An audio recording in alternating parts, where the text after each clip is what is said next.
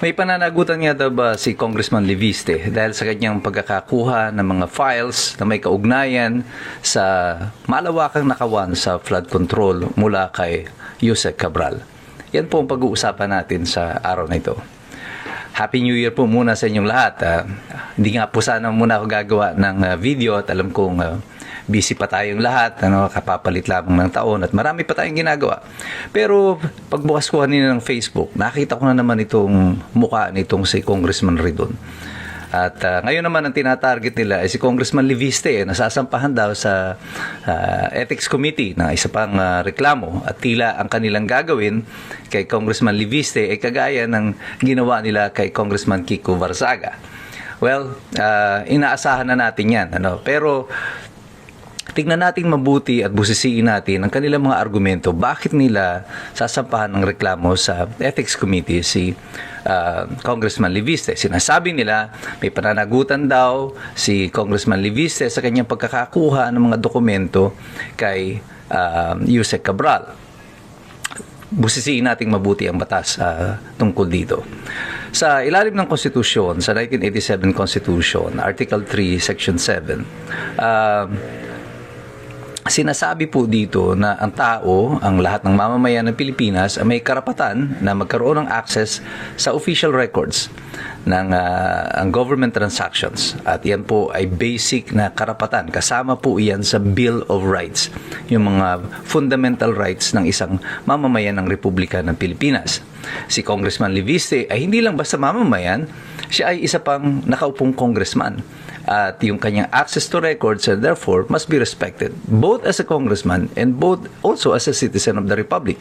Ngayon, nung panahon ni Rodrigo Duterte ay nag-issue siya ng Executive Number 2 na kung saan ang lahat ng mga opisina sa tanggapan ng Pangulo, yung nagpasa siya ng FOI Executive Order na dapat ang lahat yung FOI is Freedom of Information na kautusan sa lahat ng ahensya ng Executive Department, hindi kasama ang Hudikatura at ang Kongreso dahil hindi yan saklaw ng kanyang authority.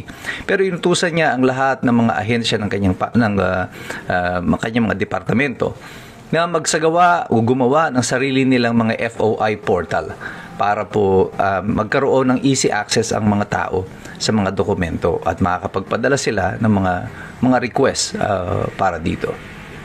At dito naman po sa parte ni Congressman Barzaga ay hindi naman niya na kailangan, I don't know kung nagawa siya ng request, pero kung nagawa man po siya ng request, hindi naman po ito kailangan sapagkat siya po ay sinasabi niya, nagkaroon siya ng diretsong komunikasyon kay Secretary Vince Dizon at dito ay napag-usapan nila yung pagbibigay sa kanya ng mga kopya ng mga dokumento na kanyang hinihingi. And therefore, dahil iyan ay nasa kanya naman na at iyan ay yung request ay ang utos ay nanggaling mismo sa sekretaryo ng Department of Public Works and Highways, he was within his rights to go to Yusek Cabral to ask for the documents.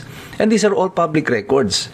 Hindi ito covered ng Data Privacy Act, because the Data Privacy Act only considers yung mga dokumento na pribado when it pertains to the personal data of the person, kahit na siya ay government employee.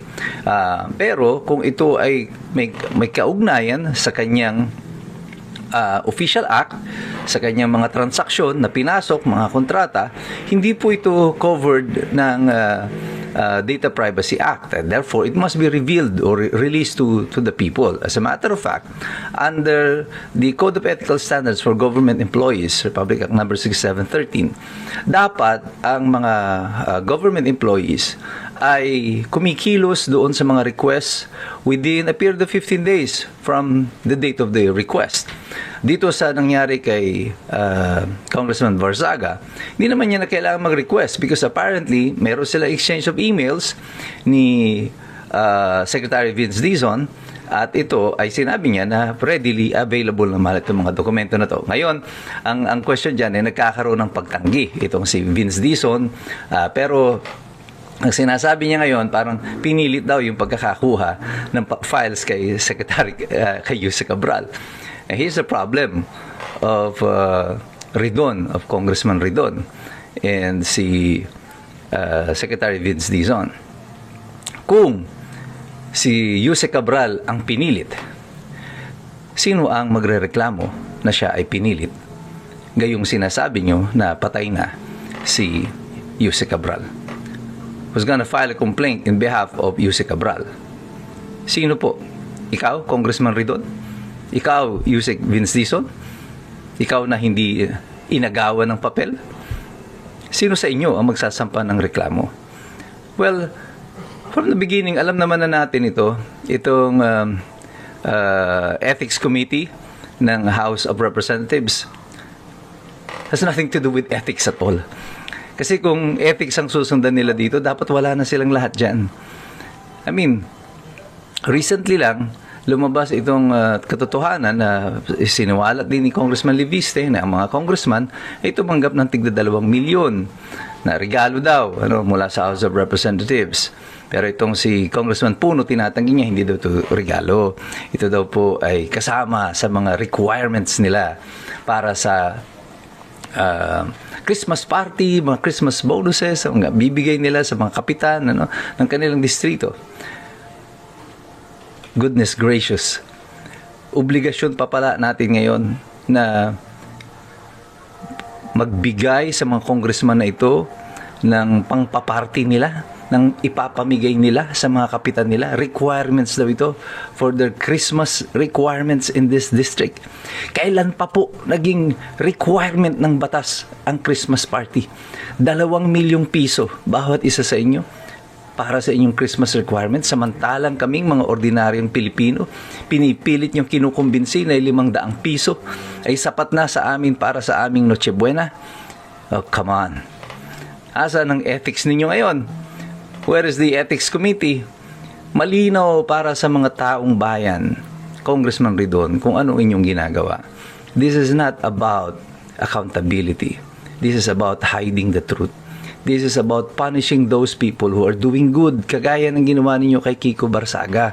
Pero akala ninyo ay ganun katanga ang mga taong bayan na hindi naintindihan kung ano ang nangyayari. Matatalino na po ang mga tao ngayon. Gising na si Iskumbro. Hindi na kami papalakbak sa inyo sa lahat ng sinasabi nyo at ginagawa ninyo. Malinaw na ang ginagawa na ito ng Ethics Committee has nothing to do with righteousness, has nothing to do with accountability. It is all something to do with politics. It has something to do with hiding the truth. Gusto nyong parusahan yung mga nagsasaliksik para wala nang sumubok pa uli na i-question kung anong ginagawa ninyo. Pero ang taong bayan, mulat na. At ang mga kilos nyo na yan, iyan ang isa sa mga dahilan kung bakit yung rating ng ating Pangulo na inyong pinuno ay bagsak na. Negative 3 na nga. At mukhang babagsak pa ng lalo. Sapagkat basang-basa na ng taong bayan kung ano ang ginagawa ninyo. Ang pinarurusahan ninyo, yung mga taong mga matutuwid. Ang nais ninyo na malagay sa alanganin at tanggalan ng katungkulan, alisin sa pwesto, ay yung mga taong nagiging sagabal sa patuloy na pagnanakaw sa ating pamahalaan. Sobrang kakapalan ng muka ng ating Kongreso. Sa gitna ng lahat ng mga kaguluhan ito sa flood control, nagawa nyo pang magsingit pa uli. Nasaan ngayon ng mga portions ng budget ninyo sa budget uli? Nasaan ngayon ang katinuan? Nasaan ngayon ang ethics? Hindi nyo na kami maloloko. Sapagkat patuloy kaming nagmamasid. Patuloy kaming nag-aaral. Kasi alam namin, mahirap makialam ang taong walang alam. God bless you. God bless us all. Mabuhay ang Republika ng Pilipinas.